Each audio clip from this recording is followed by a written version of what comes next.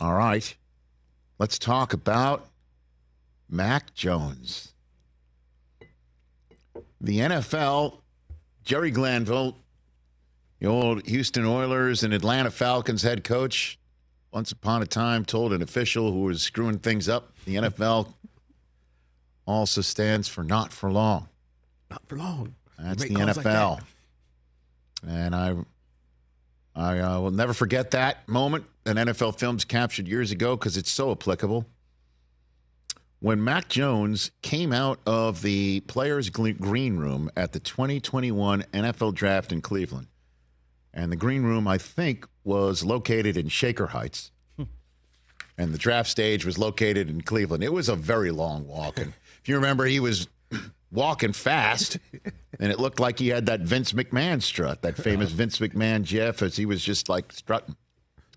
And that's the way many people were introduced to Mac Jones, if they were somehow living under a rock and didn't see him perform the way he did for Nick Saban back in the pre-NIL days in Alabama. And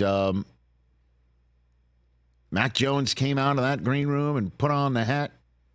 And who knew that 3 years later, he would be traded away from New England for a mere 6th-round pick to back up the quarterback chosen 14 picks ahead of him in that draft, in Trevor Lawrence. I would not have believed it at the moment. I would not have believed it later on that year when Mac Jones performed so admirably in his first year with the Patriots. I'll never forget that Halloween in 2021. Susie and I took the kids to SoFi to watch the Patriots take on the Chargers, and they were terrific. They were efficient. They were the usual Belichick, situationally brilliant. They put points on the board. They kept Justin Herbert completely guessing all day long. And Mac Jones started running a 4-minute offense with 8 minutes to go and put the thing in the freezer. And I walked out of there and I sat there right in this chair the next day. And I said, that's a playoff team. And they turned out to be a playoff team. They got boat raced, I believe, by the Bills, right, Chris? They did. Right.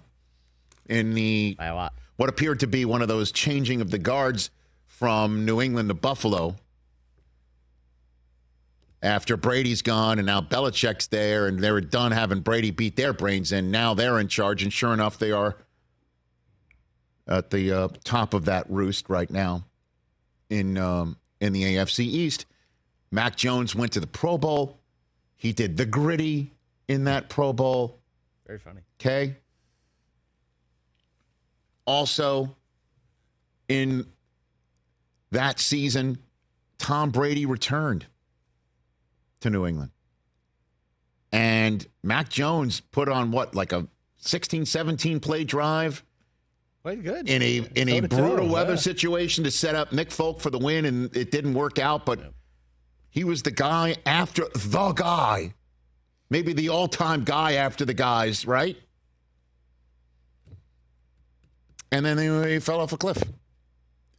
And this is going to be the conversation, fair or not.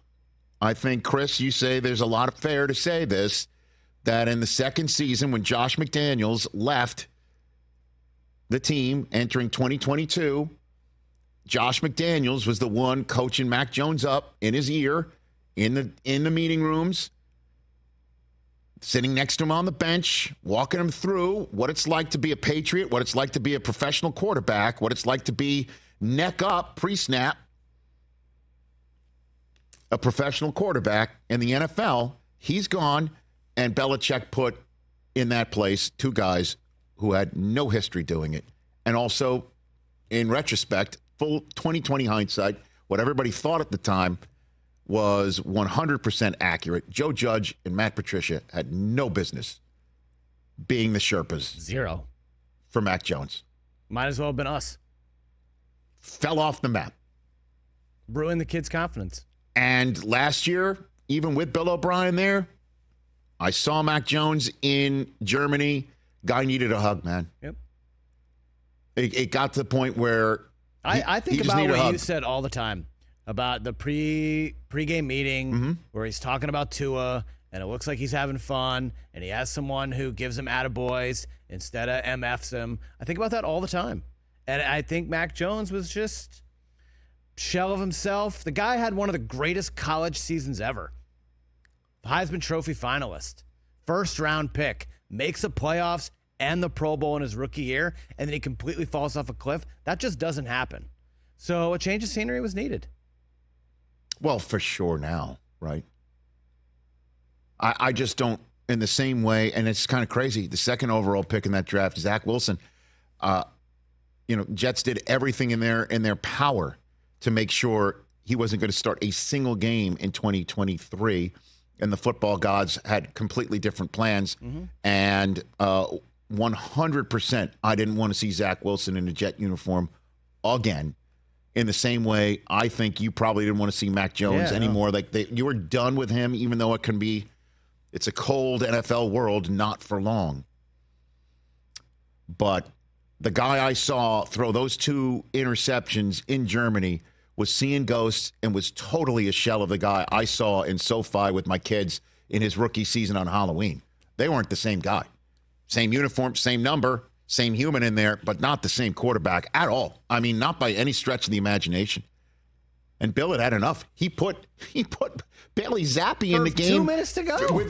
Basically, he hadn't thrown a pass since the Saints game, which I think was week 2.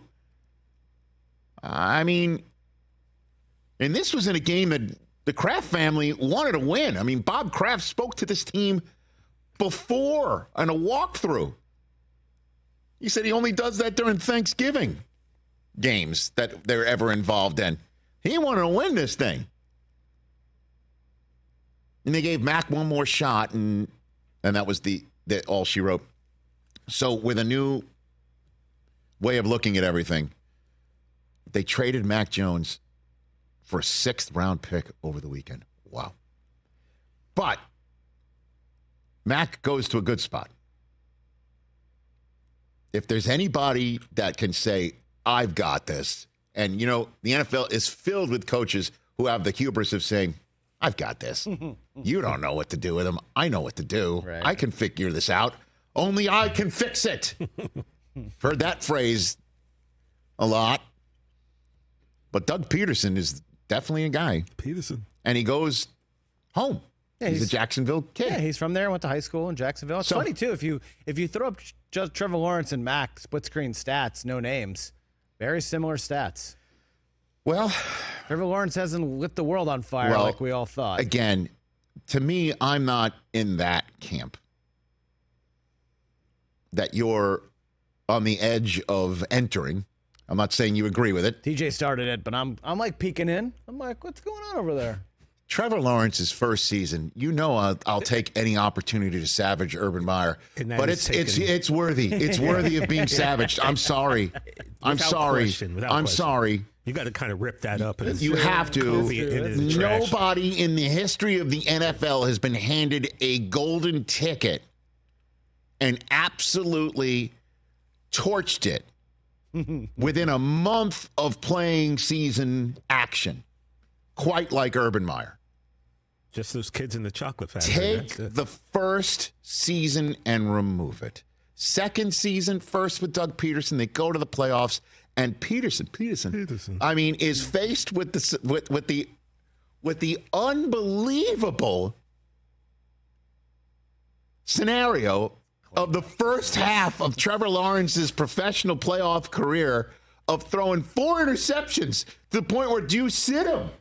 Do you sit him? Because it's so bad. It was so bad. Yeah, it was like, whoa. And he stuck with them and was rewarded with a win. That's true. And then they go to Kansas City and hold their own for long enough against the eventual Super Bowl champs, the eventual back-to-back Super Bowl champs. And they're 8-3 this year. 8-3. And he goes down in that Monday night game against the Cincinnati Bengals. I thought he was done for the year. That was the one where everyone's wondering, there's 1 million golf carts in Jacksonville, Florida. Where is the one for him? Right. Right? If you remember that moment. A long walk. There were a bunch of injuries that he suffered after that, but the one that was the most significant that he could not overcome was the one to Christian Kirk. When we were in London for that Jacksonville Bills game, that Jacksonville won. Bills didn't lose it. They did get banged up. That's the one where Matt Milano got carted off, and I think Daquan Jones won out of that game too. If I'm not mistaken, Mike Hoskins, you can remind me. That's true. So in the pre-broadcast meeting in that one, Christian Kirk came in before Trevor Lawrence and after Doug Peterson told us Christian Kirk's the guy. He's Trevor's guy. And sure enough, Kirk was telling us about their relationship and how tight they are and how much ball they talk. And I know Christian Kirk doesn't have the national attention of being a number one receiver. Even when he took that bag from Jacksonville, from Arizona, everybody's criticizing Jacksonville. He's the real deal, man. When he went down in the first play of that game, when he's wide open, he had that core injury that was some weird freak. Oh, yeah. The whole season changed. I'm not on the Trevor Lawrence is overrated bandwagon. But Mac Jones being there is an interesting way to basically say, in the same way, if you'll allow, Russell Wilson being brought in for Kenny Pickett, head coach going, all right, I believe in you, but we've got somebody else here who's going to compete, and he's going to push you a little bit. Mac's not competing for the job, but him being there, I think, is a nice addition for Jacksonville, just in case you, Chris, and you, TJ, your assessment of Trevor Lawrence is that he might need to be pushed a little bit. Good to have Mac there, and good for Mac to have Doug Peterson say, I got you. We're going to figure this thing out. I know how to figure this stuff out. Just give him a hug.